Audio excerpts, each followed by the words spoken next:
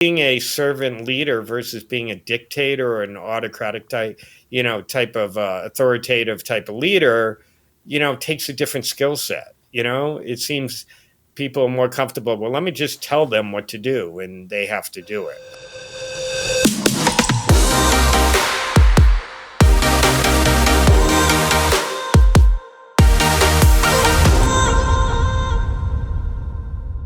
All right, everyone, we are at episode 3.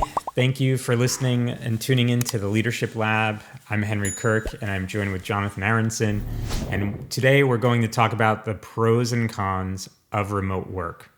I am very opinionated on remote work as a leader, and I think this is going to be a very interesting conversation. Jonathan, what do you think?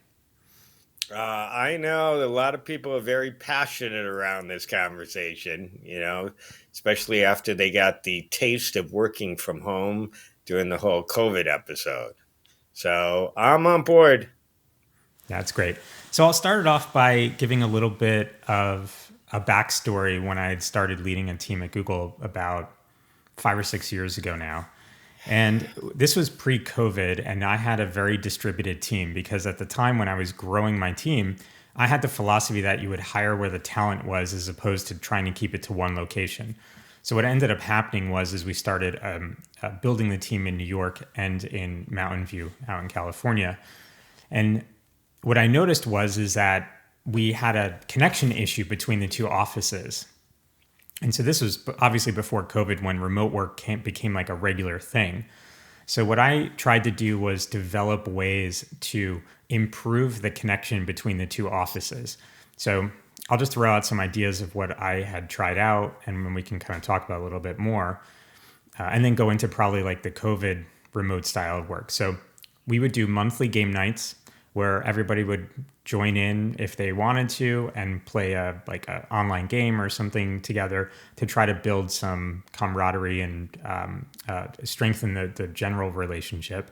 Another thing we used to do was virtual lunches, and I would pair people up between the different offices when they were working on the projects. So instead of keeping a project isolated to one location, what we would do was pair someone from New York and in California, if I could, to try to force them to have to communicate together on a regular basis to keep that connection between the offices. Obviously, travel was the thing back then.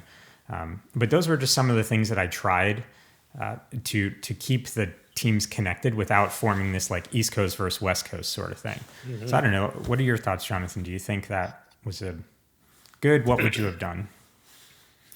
Well, I know when we started working remotely, people would have like those, cocktail hour or coffee hour, remotely to try to get some connection. And that's the really big challenge with the remote work is two things really. One is the lack of connection and the decreased communication that you're going to find by working remotely. And then there's other things that come up all the time. I mean, I've had clients who've felt very isolated by doing remote work. And then I found other clients who loved it because they got so much time back. They didn't have to commute. They could spend more time with their family. So everybody's got kind of a personal reason. I don't think it's one shoe fits all, but the idea for the leader is understanding some people might be in office, some people might be remote, some people might be hybrid. How do you make that work? How do you maximize your ability to lead a team, get them to communicate? And be motivated. And I think that's where you have to start with. Don't jump into the fix, so to speak, Henry, but first, connect with the people who you're leading.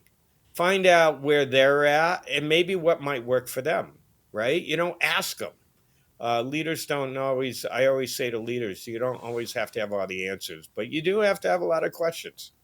So I'm curious from you, Henry, did you take an approach like that? Did you talk to the team members individually, find out what would work for them, or were you kind of going on what you thought might work?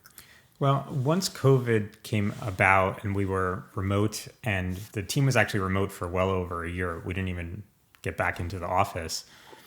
I would ask everyone how they're doing, how they're feeling, what their preferences were.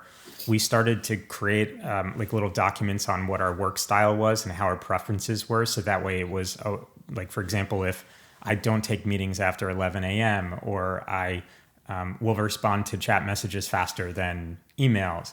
I also asked them questions about isolation, like how are you feeling? Do you feel obligated to have the camera on all the time? Because not everyone is comfortable with that. They had different situations where maybe they didn't want to have that on. And I would try to get feedback from them and then make suggestions to the team of how we can try to work better. So if someone was feeling really isolated, I would try to pair them up with someone, either on a project or just like maybe they needed a mentor perhaps, or they needed just someone to talk to on a more regular basis that didn't feel very transactional. So it was more like, oh, well, hey, you've been working on this project by yourself. Go pair up with this person, and execute on it together, sort of thing. So it was really a lot of conversations to figure out and then try different things, see what would work. Yeah, I think you hit the nail on the head there in the last part, Henry. Conversations. You got to start talking. As a leader, talk to your people. Don't just be the boss. I particularly hate the word boss because it's derived from bossy, right? Don't be a bossy boss. All right.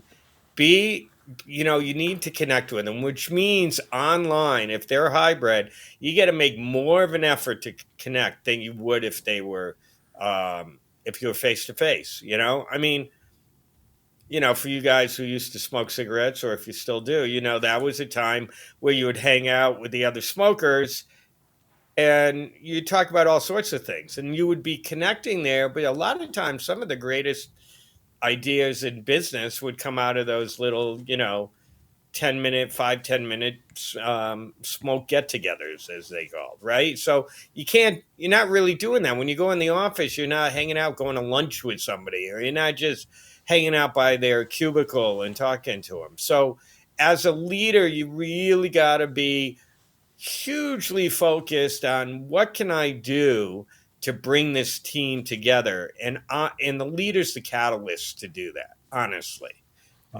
It's just too easy to become isolated, you know? And also, So I I like think, what you said there. yeah, and I also think that many leaders have not recognized they're doing this, but they've turned this into an opportunity to have their team work more often because they're always on, because it's so easy to just kind of Yeah. reach out to them. And I think that leaders really need to recognize the importance of creating those boundaries in a remote world.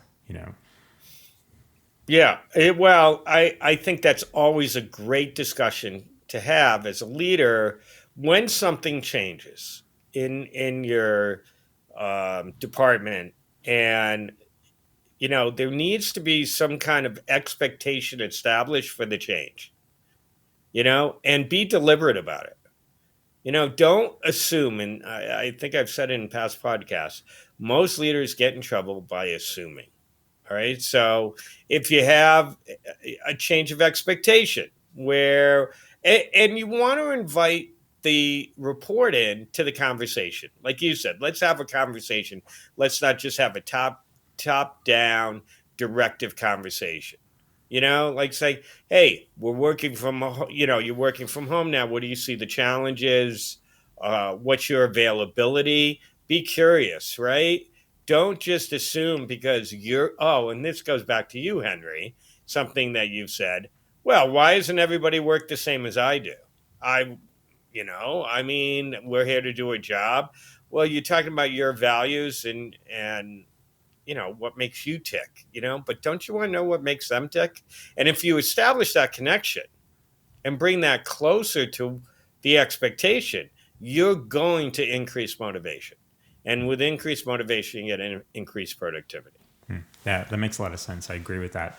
And now, as we're kind of transitioning from fully remote into like this hybrid workplace, I also see issues where like little cliques are being formed in certain offices. So you could have everyone be in the same office like in New York, but maybe there's 2 or 3 people that come in on every day, and then there's maybe one person that comes in once a week, and Hmm. it's staggered. And so relationship problems are coming up because in different ways than they did previously. So it used to be you were expected to be in the office, let's say 4 or 5 days a Hmm. week, and then it was fully remote. And then now you have this hybrid where maybe they're allowing you have to choose 3 days a week that you come in, and maybe Wednesday is when everyone comes. And so that's creating a whole nother mess to deal with. I've had been in situations where you'll have people that are in these hybrid environments that are more remote than in office say that they feel detached from the team because the team is then ignoring them. So obviously, I'm an engineering leader, and there would be in office meetings. Maybe they would go and whiteboard in a corner and talk about a problem, and that would exclude someone else on the team, and they would feel left out of the conversation. Hmm. Now, having recognized that would happen, you have to be able to take a step to kind of correct that. And so, where it's so easy to just walk over to the whiteboard, maybe this time now you have to use some sort of technology to bridge that gap to allow them to feel included. Because otherwise, what you end up happening is, and I think we've talked about this a lot in our coaching sessions, is you start to erode trust, you start to erode the relationship, they feel detached, their work output goes down, and then next thing you know, you have a even bigger problem to deal with than just someone is starting to feel left out in this hybrid environment that's being created. Yeah, I mean that's where the leader really has to go the extra mile and bring people in. Um, you know, so I had a client that he had an international team, right? So there was no way they could come into the office anyways, and he had multiple teams that had to communicate with each other. And he thought, oh, they'll work it out. They know what they need to do. They have their goals. And guess what? They needed that leadership. They needed the leader who wasn't working. They needed the leader to come in, step up. And one of the things which he self admitted was he was a bit of an introvert. And, he felt that it was a challenge for him to be able to um, really insert himself more. So I coached him around that. How do you want it to be? How do you want to be seen by others? What is it that's challenging you? And how, from his point, what do you think some of the things need to happen to overcome it? And one of the things he realized was the more that he interacted, especially with the teams that were the most remote, and that he was letting them kind of run themselves. The more he interacted, he felt more of the team at that point, and then it felt more comfortable to him. His isolation from working, from not getting involved and staying away from the remote team because he's not in the office, he doesn't see him every day, was actually not helping that connection, was hindering it. And he found common topics to talk about. Obviously, it was around work. He established the connection, and then the communication all around became a lot better. And he was more comfortable with it as Oh, well. that's interesting. Do you think that leaders should set the example in a hybrid environment? So if they are trying to, let's say, draw people back to the office maybe on a more regular basis, do you think leaders should be the ones coming in and setting that example?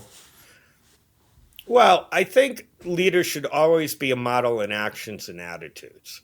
I mean, if you're asking people to do something and you're not doing it, then there's a disconnect there, right? It's, well, why do you do that and we have to do this? You want to stay away from the polarization. All right. Um, there's a course that I took and it talked about the third way, which is that instead of either or, use both and. So how can we make this work that's going to be work for both of us? And again, that companies is interesting because they're allowing now the manager to decide how people are going to work remotely or not, right? And so you as a manager or a leader, talk to your people, see what they want, okay, rather than you just instilling what you want. And if you do that and they recognize that you're really trying to hard, as to be able to help them comply to what they want to do, or or would like to do, but you also show them how maybe you can't do it, because you want to include the why. They're going to feel they're heard, they're listened to, and they're going to be more motivated to work with you. Not saying they're going to like it, everything, but at least they will be on board with finding a solution that's going to work for everybody, Yeah. or working within that solution. That's a really good point, because I think that some of the forcing when we were all remote to go into this hybrid environment was very, like, there was short periods of transition offered. I think at Google we were given maybe a month or two to kind of get used to coming in the office, and then there was a requirement, and I think they Mm-hmm. extended it once, but that was for some other reason. But I think the important part is to give the team time to get used to that transition. And I think the managers can not only set the expectation of how that can happen, but utilize the team, because perhaps if you were going from all remote to now like wanting this hybrid environment again, I think you have to be very slow in transition into it. You can't just have a hard cutoff line. Part of the reason is people may have family care issues, child care issues, and they need to get time to get that in order, get their schedules back into the right way. Because for so long, we've been using our commutes as more work time, and so I think that there's a need for the transition and not just like forcing this into work. Hey, I'd also say, what are you hoping to achieve by having them hybrid? Why are you bringing them in? Okay. I mean, I remember I saw one, you mentioned, well, maybe they come in different times, and then one day they come in all at the same time. I mean, if the idea is to establish connection, get people talking to each other and exchange ideas, which is, really, I think, from what I've heard, the best outcome of working uh, face to face is, well, then bring them at the same time. Find a day that's going to work for everybody. Again, they're a team. Get them to work together as a team and kind of come up what's going to work for at least the majority of the team when it comes to the hybrid. So listen to your people. I know maybe I'm a little bit of a broken record in these things, but listening to learn is a huge asset to a leader, and then the other one, inquiring for insight, making those open-ended questions. Getting people to think. What questions are way more powerful than close yes no answers, right? So find out what's going on. Ask them, and again, tell you why. Why are you asking them? Why are you considering bringing people back remotely? Yeah, and Um, it doesn't. I don't think it's actually a solution or needed in every case. So my team was very distributed across multiple mhm. different time zones, and so where Google as a whole was going back into this hybrid workforce, traditionally Google is a very distributed company, and since my team was distributed across multiple time zones, oftentimes we collaborated better when we were remote because we were more available, because we would have to work, let's say, later or earlier. So sometimes going in the office, like you said, where it may have been like there's a story that went around that I think this is correct, that Gmail was conceived over lunch one day, and which is kind of like why Google and Mhm. other companies have embraced that, coffee and lunch and all of these things to keep everyone talking and engaged and exchanging ideas. But in today's world, I think that the hybrid environment has given us opportunity to be collaborative by utilizing technology. And I think as long as a leader, you acknowledge that everyone has different preferences and how they achieve that collaboration, and you can work around that, you could be just as successful with that if your purpose was in office collaboration as it Mhm. can remotely. So I'm not in huge favor of having this hybrid for the purpose of hybrid, or bring people back for the purpose of bringing people back, because like I think that I think that remote work is the hardest for a leader. 100% remote is the hardest. In person is the easiest for creating connections and working with people. And hybrid in the middle takes such a balance of both of efforts to make sure that teams Mhm. are working together.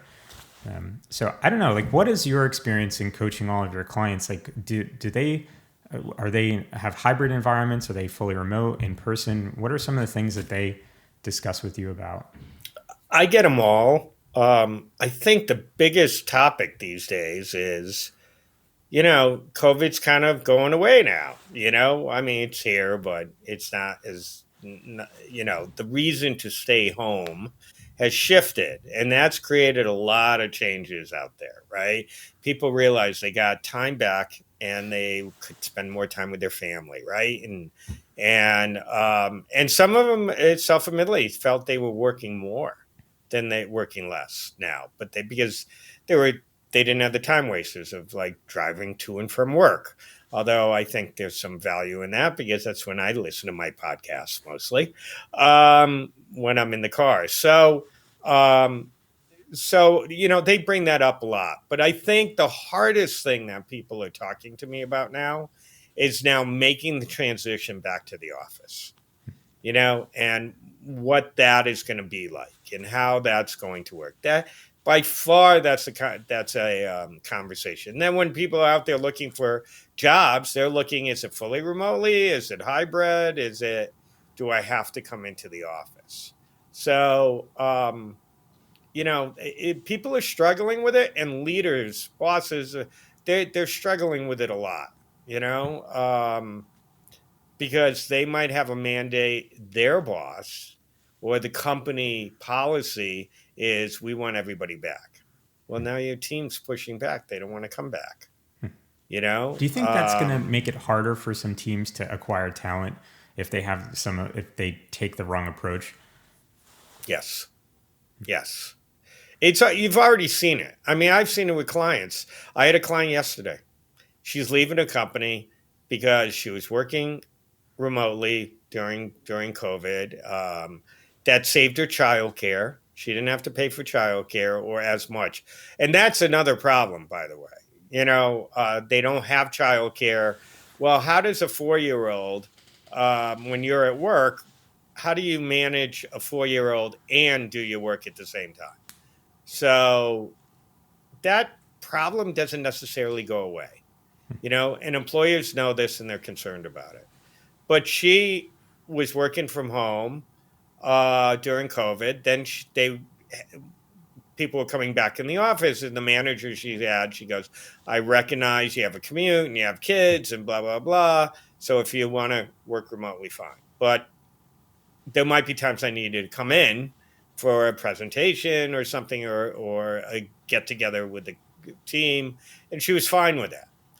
Then her manager changed, and her new manager was like, "No, I'd like you here. I'm not going to give you any projects that are going to be, highly visible, help your career unless you're here."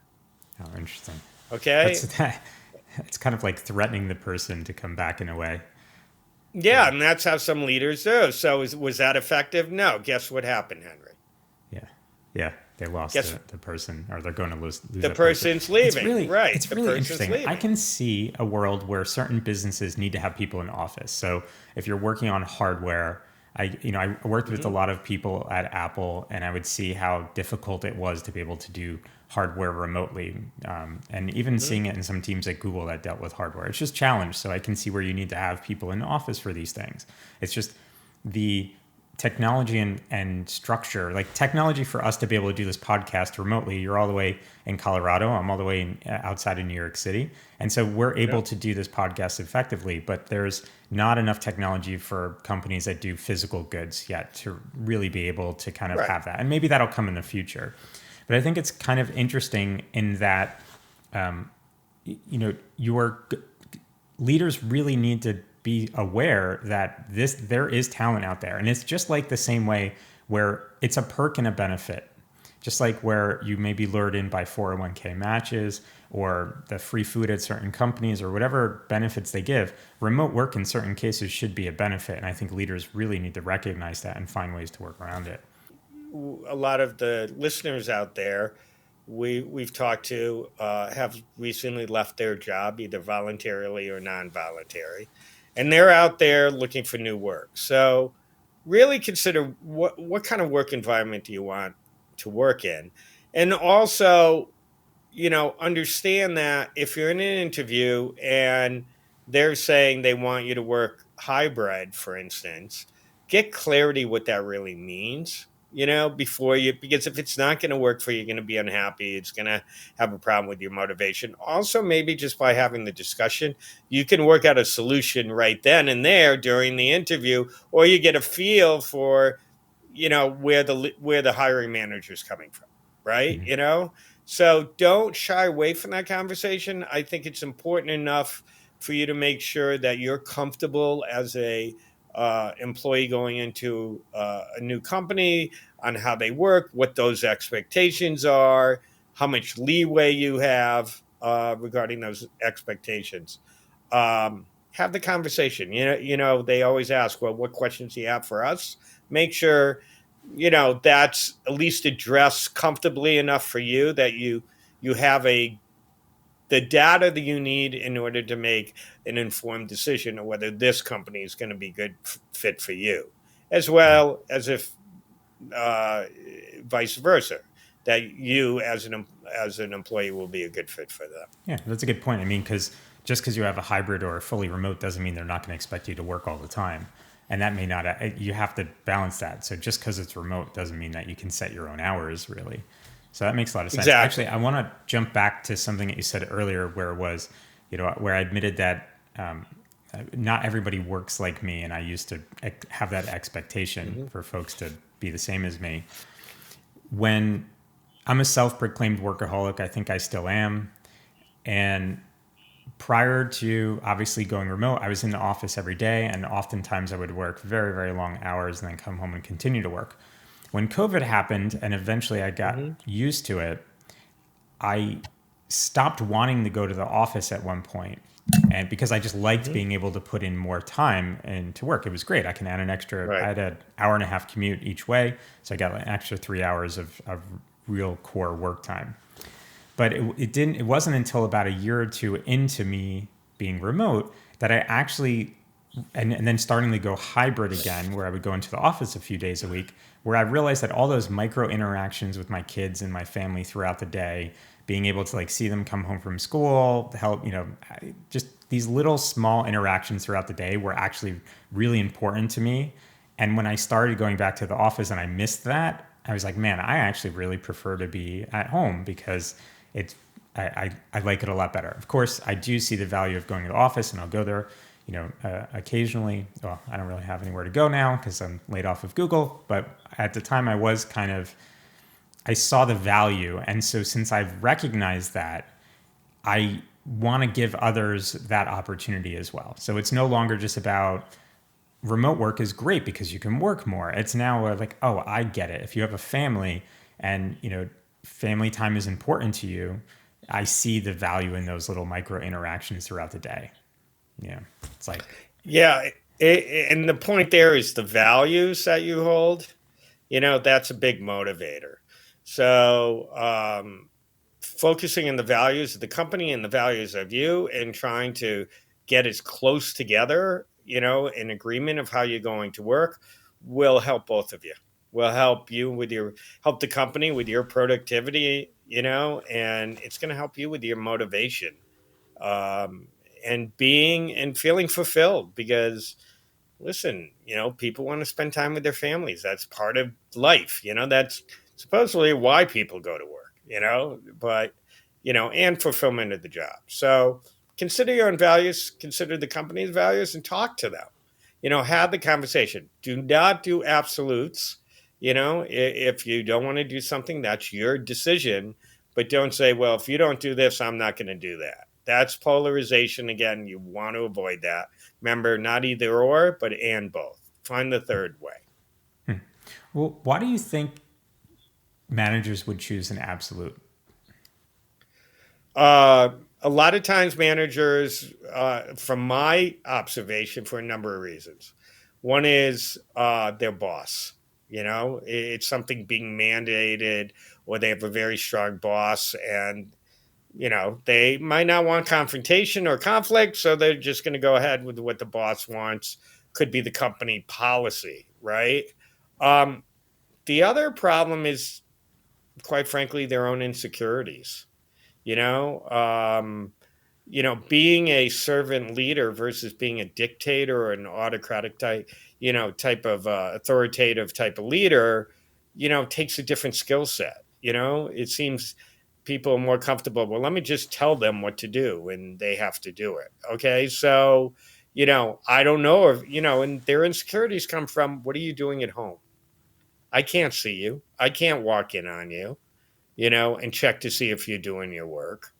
Um, there's a level of trust. And remember, I think in the first podcast I mentioned, all leaders, in order to be successful, need trust and respect, okay, from the people they lead, but they also have to give it. So if you don't have that trust, build on that. And then you feel more comfortable. But I'd probably say those are the biggest reasons why they're trying to get their way. Now, of course, the work may demand it. And you said that, some of the things you got to be in a lab. You can't do a lab from your house, right? So, but if you want some remote work in there, maybe not all of it has to be in the lab, then discuss that, get clear expectations of how you can work, make sure you check for understanding as a leader, don't assume, and don't ask a yes no question. Say, what do you think about this? Where the challenges are, what's the opportunities, and you'll gain alignment. And then everybody's happy, right? Or everybody's getting what they need, basically. But those are probably the main reasons. Okay. So I want to elaborate a little bit more on what you had said about a leader. You have a very good point where a leader can't maybe manage the output of their team well enough in a remote environment because they can't see them actually producing work. Like you don't know if Uh-huh. they're working 8 hours or 4 hours, perhaps. Yeah. So, what are some strategies that managers can do if they can hopefully become self aware and say, oh, I'm actually struggling with that and that's causing me to micromanage? What are some things they could do? Well, it's interesting you said it that way, Henry, because it's not how much time people put in, it's how productive they are with that time. Exactly. Okay. All right. So don't think, if somebody is like brilliant, like you, Henry, Uh-huh. and you can work 2 hours where somebody else might need 4 hours in order to get some kind of outcome, hey, great, good for you, right? Most people don't try to take advantage. They really don't, right? That if anything, you have the opposite. What I found with people, they overwork. They spend too much time. The whole work life balance thing, and we can talk about that in another podcast. But you know, I would say as a leader, get clear on the expectations. What is it that you're trying to achieve, and by when? All right.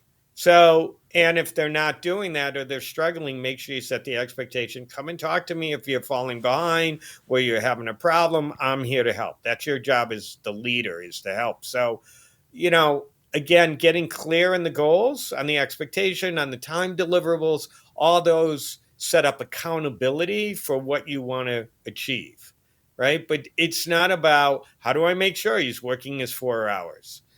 Okay, instead of that, focus on what is the deliverable, what's the goal, and are they doing it within a time frame that I need it done? Yeah, And also maybe have the conversation, if they get it done, what then else are they going to take up? Does that's that great make sense, advice. Henry, to you? Yeah, absolutely. I think it's some great Okay. strategies. I would say that if like you're in that situation where your manager is micromanaging your interactions in a remote as well, that you can flip some of these strategies to then try to make that better for you.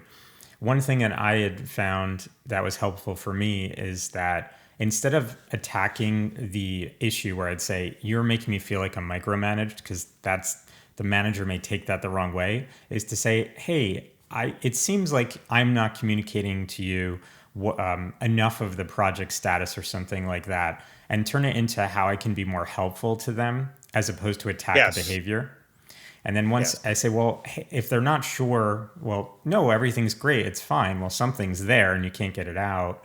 One of the things that Right. I've done in the past is to say, oh, well, how about every Friday at, by the end of the day, I send you just an email status of what's going on in the team. And I say, oh, okay, great. And then I'll start sending that. And if I don't see change, then I'll try to tweak it and do something else. Hmm. So, you know, I guess you got to try different things, especially if your manager is doing this to you and you can't get them to be self-aware of what they're actually causing, where they're kind of like making you feel micromanaged. So, Right. And certainly in other podcasts, we can talk about how to have effective communication or high stakes conversations with people, with leaders, managing up, and doing it in, ideally in a non threatening way. Once you put people on the defensive, it goes away. But we can certainly talk about that. yeah, But I think from the hybrid point of view, the more you can communicate with each other and set clear expectations and knowing that you're both aligned, that's going to help a lot in the work environment. And then you'll feel motivated, higher productivity, and be willing to go forward and conquer, as they say. that's great. Good advice. All right, we're going to wrap up here because we're at time. So, Jonathan, anything else to add? No, I just add that I guess, it is a changing environment. I would ask listeners out there to be flexible when this subject comes up. Don't draw lines. I think I mentioned the polarization a few times today, and just open up the communication from curiosity. Tell people how you feel, why you feel that way, and then be curious to see what they're thinking, and then find the best solution that's going to work for the both of you. Yeah, that's great advice. And I would say in closing in that, embracing a hybrid or remote environment is really important for managers these days. I think that it should be really seen as a perk. And so you should try to find ways to make it work for your teams. Speaking of which, if anyone that's listening has questions, put them in the comments. We'd be happy to respond to them. You can reach us on LinkedIn or any other platforms. So we'd love to help you on your journey as manager. And we will certainly appreciate feedback. If you have any suggestions for future episodes, we'd love to talk about it. So please definitely reach out to us and let us know. And again, you've been listening to The Leader. Please subscribe as well, right? Yes, that's an important thing. And also, I'm just learning all about podcasts. We also ask you that if you could listen to the whole podcast, because all that will help promote this show to keep going if you're getting value out of it. And we could really use your help. So thanks again, everyone, for listening. That's awesome, Jonathan. So you're getting the hang of all this technology. It's amazing. Not without you, Henry, for sure. But Right. Thank you. All right. So you've been listening to the Leadership Lab. Again, please like, subscribe, and as Jonathan said, listen to the whole thing. But if you got this far, you already did. So thank you. We'll be back next Monday around the time when you commute, whether you walk or drive to the office.